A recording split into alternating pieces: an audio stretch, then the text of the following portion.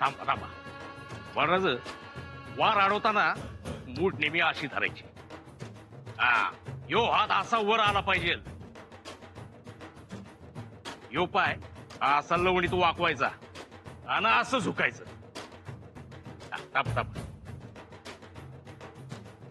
मूठ पकडा, घट्ट पकडा एकदम. हा, असा हात वर घ्यायचा. यो पाय असा लवणीत वाकवायचा. हा, अशी. आता तुम्हाला जानव्याचा वार शिकवतो. कसला? जानव्याचा वार. म्हणजे यो बघा, हा असा पवित्रा घेतला, उजव्या बाजूला तलवार अशी डाव्या बाजूला आणली, याला म्हणतात जानव्याचा वार. आणि येच अशी घेऊन डाव्या बाजूने उजव्या बाजूला आणली, याला म्हणतात डाव्या जानव्याचा वार. यांना बिननोटीचा वार शिकवा ना. बिननोटीचा शिकवू की, पण बाळराजा लई कवळं आहे, लई ताकद लागते त्यासाठी.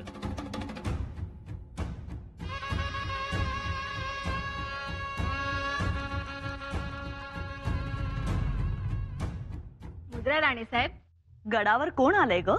युवराज अत्ने जिंकून गड चढत आहेत.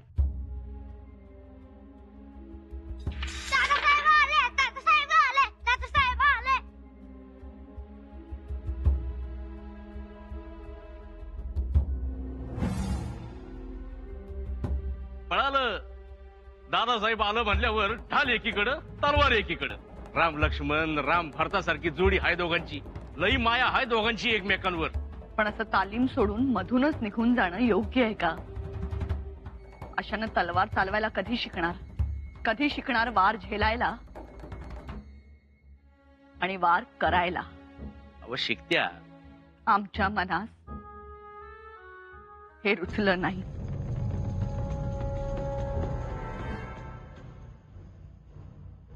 पंत, अहो एवढी गडबड?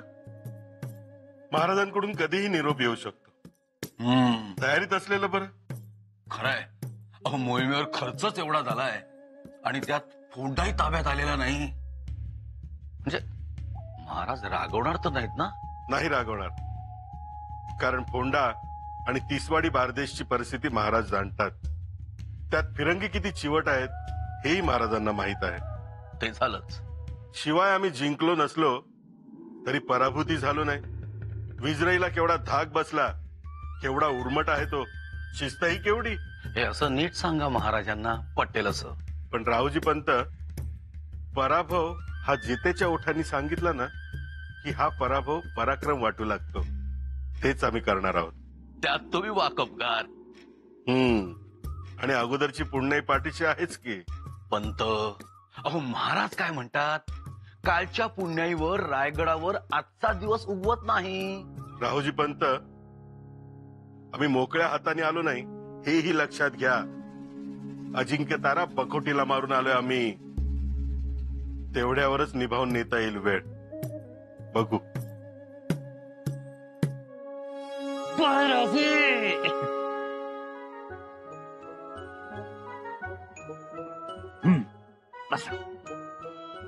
फते केली. हत्या केली. त्या बब्बरखानाचा फडशा पाडला. पण बाळराजे, तुम्ही तालीम सोडून आलात ना? आमच्या पेहराव्यावरून ओळखलेत ना. एक गोष्ट लक्षात ठेवा, अशी तलवार सोडून कधीही यायचं नाही. योद्धा होणार ना आमचे बाळराजे? नाही. नाही? आम्ही दादासाहेबांचे लाडके होणार. ते तर आत्ताही आहातच ना. मग तलवार शिकायची काय गरज आहे तुम्ही असताना? बाळराजे, तुमच्यावर कोणी हल्ला केला तर? ते शक्यच नाही. आणि जर कोणी वार केला तर त्याचा कयम खान होईल. सर्वांना ठाऊक आहे. ते आहेच, पण तरीही तुम्हाला तलवार शिकावी लागेल. आबासाहेबांना केवढा आनंद होईल तुम्हाला तलवार चालवताना पाहून. ते तुमचं कौतुक करतील आणि तुमचा आम्हाला हातभार लागेल. शिकणार ना तलवार? हो. आत्ता कोण तलवार शिकवत होतं? नेताजी का? हो, आणि मातोश्री सुद्धा होत्या. बाळराजे, तुम्ही अशी तलवार सोडून पळून आलात म्हणून मातोश्री चिडल्या असणार. नेताजी काकांची तरी आज्ञा घेतली होती येताना? नाही. मग जा आणि दोघांची माफी मागा. खरंच चिडले असतील मातोश्री. खात्रीनं चिडल्या असणार. जा. महाराज माफी असावी. फोंड्यात आम्हाला यश आले नाही, पण आमचा पराभवही झाला नाही. तानाजी पंत, जे झालं ते आम्हीही जाणतो. आणि तसही फोंडा बारदेश ही मोहीम कठीणच होती. बसा. कठीण म्हणजे महाराज आपल्याला तर अनुभव आहेत. शिवाय विजराई महाहरामी.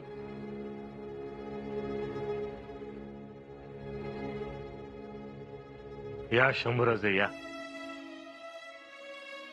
बसा.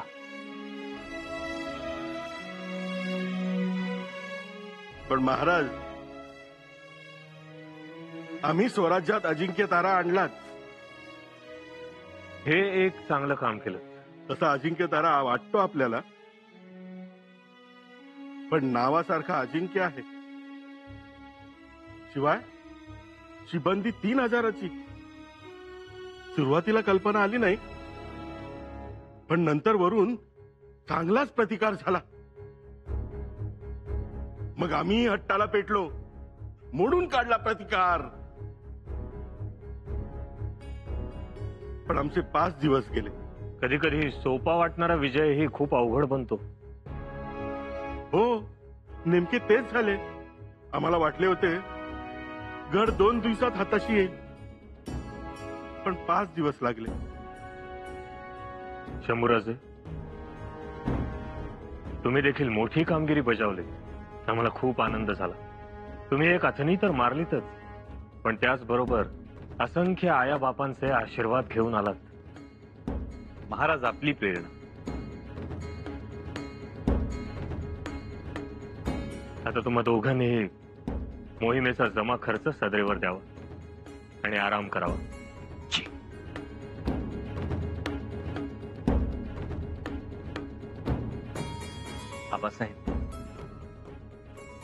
आबासाहेब, एकदा आपण आमची तलवार चालताना पाहावी अशी आमची इच्छा आहे.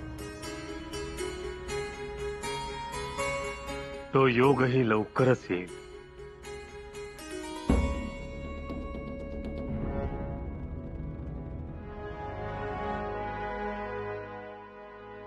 आबासाहेब, आपण आमची तलवार चालताना पाहाल यापेक्षा दुसरा मोठा आनंद तो कोणता? फक्त तो योग लवकर यावा.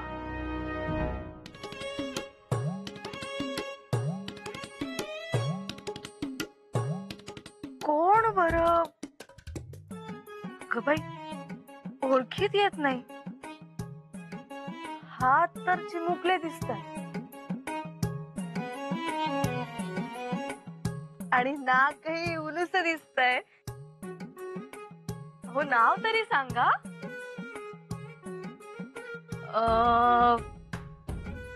आमचे दाईसाहेब बाळराजे तर नाहीत ना? बाळराजे? वहिनीसा, आम्हाला सांगा, तालीम महत्वाची का दादासाहेब महत्वाचे? दादासाहेब.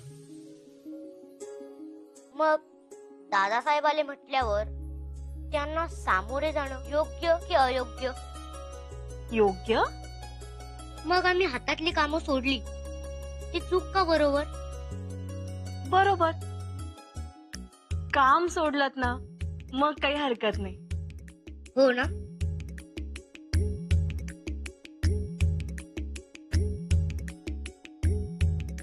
मग काही काळजी नाही. बाळराजे, काय झालंय? असं का विचारताय? काय नाही, आमच्या मातोश्री आमच्यावर रागवल्यात. आणि ते का म्हणून? आम्ही तालीम सोडून दादासाहेबांना भेटायला गेलो म्हणून. तुम्ही त्यांची परवानगी घेऊन नव्हता गेला? नाही. मग आता एक काम करा, आत्ता जा आणि त्यांची माफी मागा. आम्ही नाही जाणार, तुम्ही या आमच्यासोबत. तुम्ही आलात ना तर त्यांचा आमच्यावरचा राग पटकन कमी होईल. म्हणजे मघाची मखलाशी यासाठी होती तर? वहिनीसा, चला ना. आम्ही वहिनीसा म्हणून यायचं की ढाल म्हणून? येताना येथून वहिनी म्हणूनच या आणि तिथे गेल्यावर आमच्या समोर ढाल म्हणून उभी राहा. बरेच आहात की. चला. माफी असावी पंत, परंतु खर्चाचा ताळमेळ बसत नाहीये. बाजार बुणग्यांचा खर्च जरा जास्तच आहे. हा मनाचा खर्च नाही, हा मैदानावरचा खर्च आहे. परंतु खर्च मंजूर करणं कठीण आहे. तुम्ही आडवे जाताय असं नाही का वाटत तुम्हाला चिटणीस? खर्च मंजूर करा. अनाजी पंत,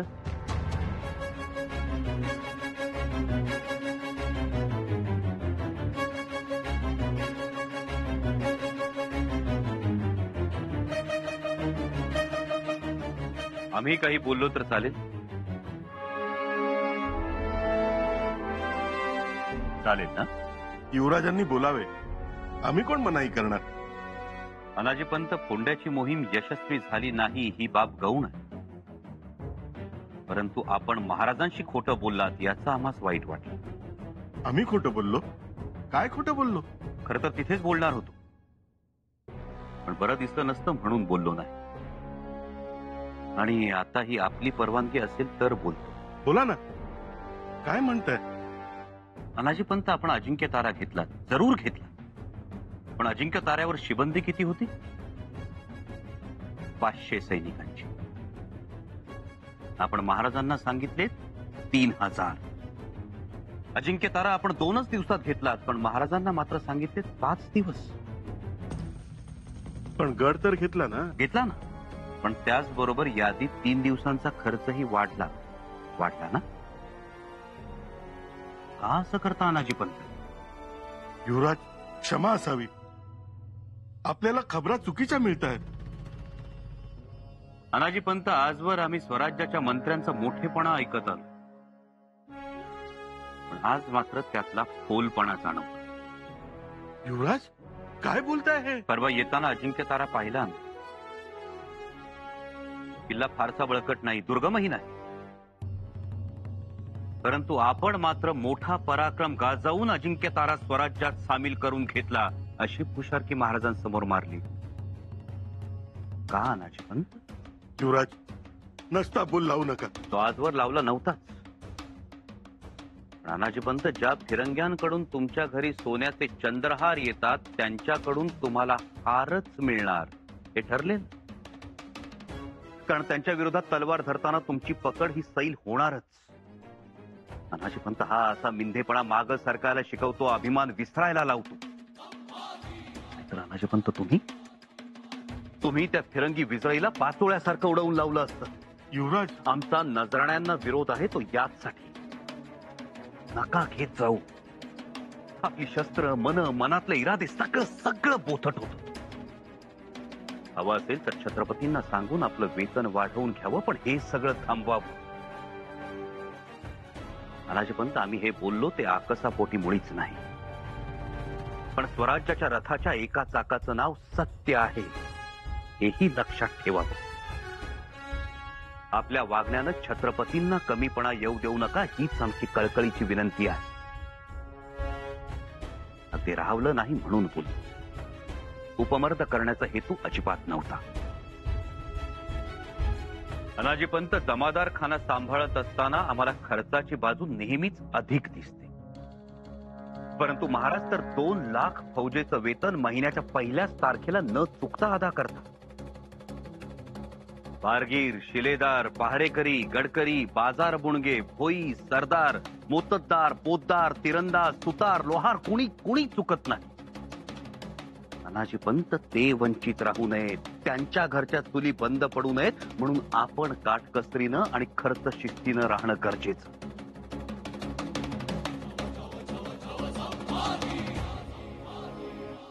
विचार व्हावा अनाजी पंत.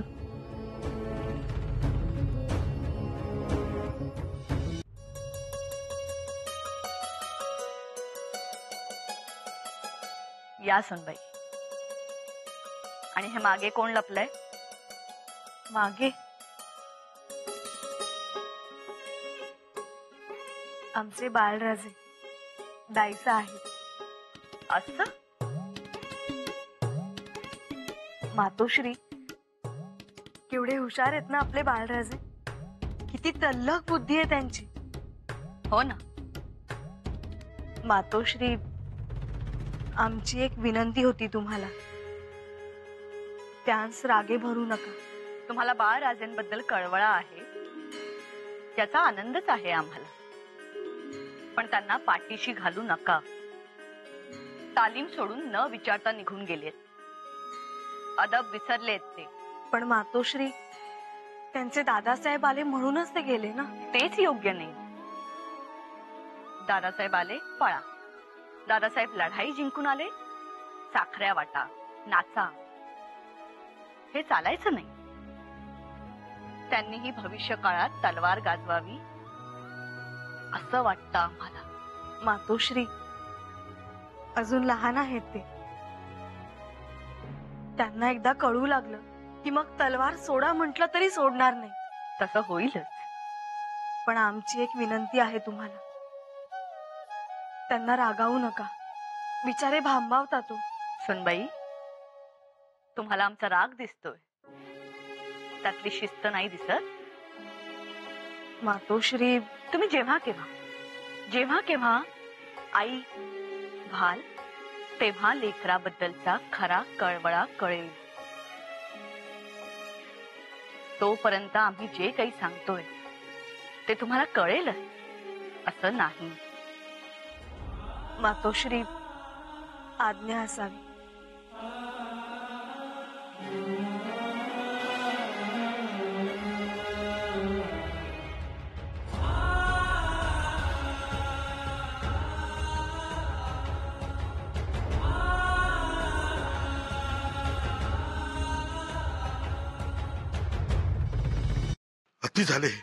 अति झाले. नाका तोंडात पाणी गेले. शांत व्हा पंत. काय शांत व्हा? आता खरंच सहन होत नाहीये. खरंच नाही. प्रत्येक गोष्टीला काहीतरी मर्यादा असते. किती बोलले ते बघितलं ना.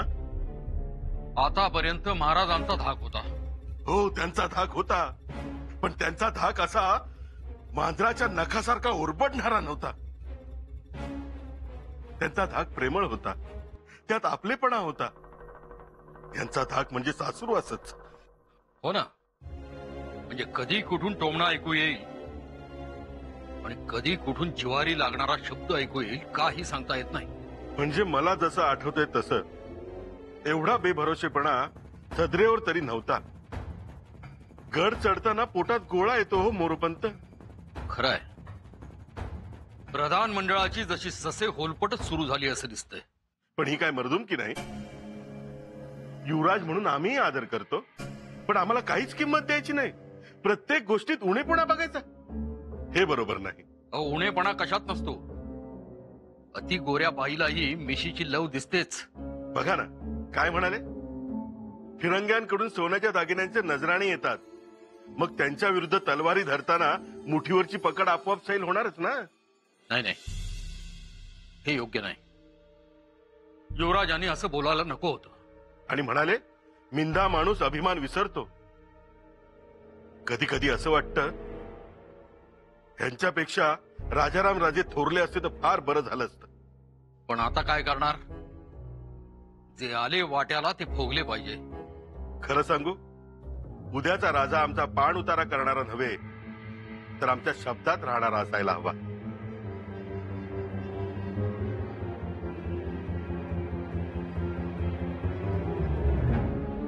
अनाजी पंत,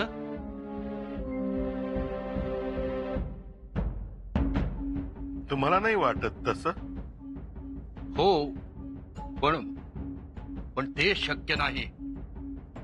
जगात सगळं शक्य आहे.